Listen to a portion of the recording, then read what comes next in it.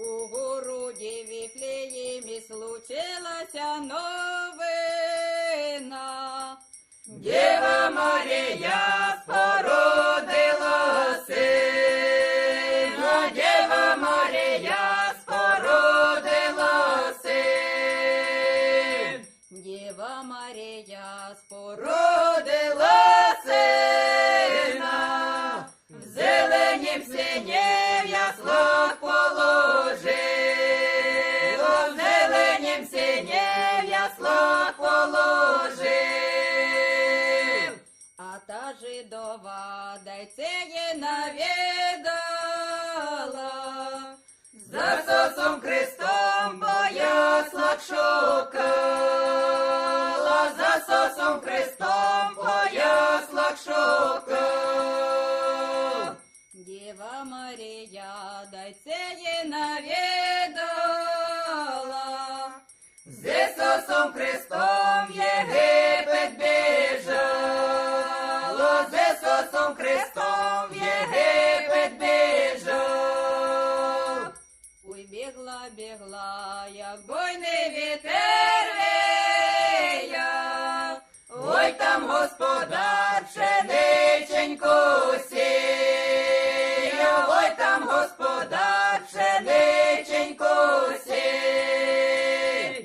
Боже, помагай цю пшениченьку сіять, сьогодні сієш, завтра будеш жати, сьогодні сієш, завтра будеш жати. Сьогодні сієш, завтра будеш жати, тільки не кажи, що бігла Божа мати, тільки не кажи, що бігла Божа мати.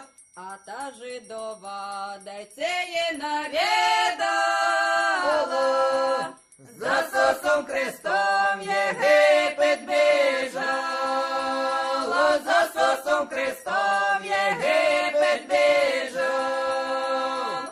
Ой, бігла, бігла, як буйний вітер віяв, ой, там господар пшениченьку жав, ой, там господар пшениченьку жав.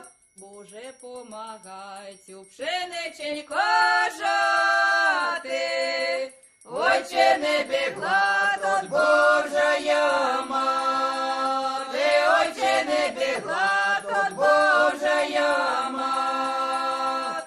Ой, бігла, бігла, як буйний вітер віяв, ой, тоді ж бо я пшениченьку сіяв, ой, тоді ж бо я пшениченьку сіяв.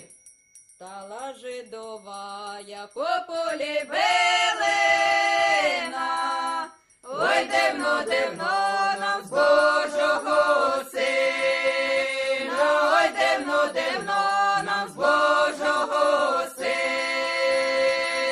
Поздравляємо вас з Рождеством Христовим, щоб ви жили, прожили, до будучого году дождали, в Господа Бога корунку складали. Ну а ви, коляднички, знімайте жабочки і кажіть: Дай Боже!